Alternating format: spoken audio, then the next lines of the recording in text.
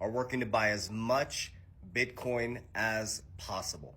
Bo Bynes, who's the advisor for digital assets in the White House, has stated multiple times that the White House is going to work to buy as much Bitcoin as possible in an economic neutral way.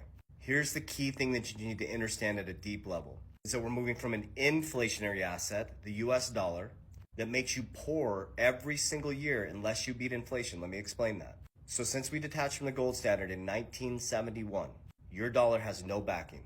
The only value is our belief in it. Now, the US dollar is the strongest currency in the world, but as we sit, America is fully a debt-based society. There's more debt than there is income. You get paid in someone else's debt. Your debt is my income, my debt is your income. If there's no debt and interest payments within the United States, the whole system collapses. If we paid off all the debt, the whole system is gone. So understand that your dollar is inflationary. Then all of a sudden we have this thing called Bitcoin that they have said on the CFTC website, it is now a commodity like gold. The White House has said they see it as a commodity like gold. It is not going to be transacted with. It is a store of value. All of a sudden, this thing created in 2009 by Satoshi, and now the top 4 holders are BlackRock, MicroStrategy, Strategy B, Grayscale in America, and China's number 2, is the very thing that is deflationary, that is opposite, inverted, in the age of Aquarius, where everything is flipping. A deflationary asset has a fixed supply, becomes more valuable as it becomes more scarce, and it's ironic that all of a sudden, the very thing they told you to run from is the very thing that's going to fix the American monetary system. Because now we have a Bitcoin strategic reserve. It is going to be put on the balance sheet. We are creating a sovereign wealth fund. Cryptos like Bitcoin, XRP, Solana, ADA, and Ethereum are going to be infrastructural changes of your financial system. But if you go deep enough, they're already making the changes. But remember, when you hear it on the media, it's too late. The big money's already in. And when you hear it on the media, that's when everybody comes in. So learn to be non-emotional. Learn to look at the facts, figures, numbers, logic. Here's what is going to happen. Very soon, whatever you consider soon, I consider 24 months soon.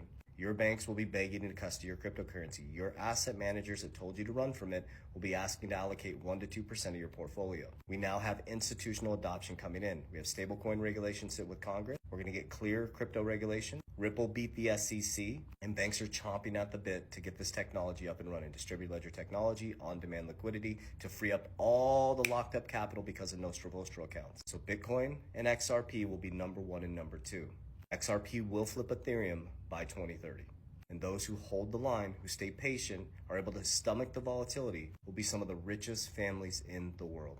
But those who try to get rich quick, those who use their newfound wealth to buy things versus multiplying it, will repeat the same cycle that put humanity in this position. We'll understand what money is. In America, it is debt. You get poor every single year unless your pay raise beats inflation. So now do you see why they are running to a flight to quality? As they have you drowning in a system, there's a monetary slave system where you trade time for money, so much time you can't pay attention. And you take that money, you put it in a bank, and they make it liquid.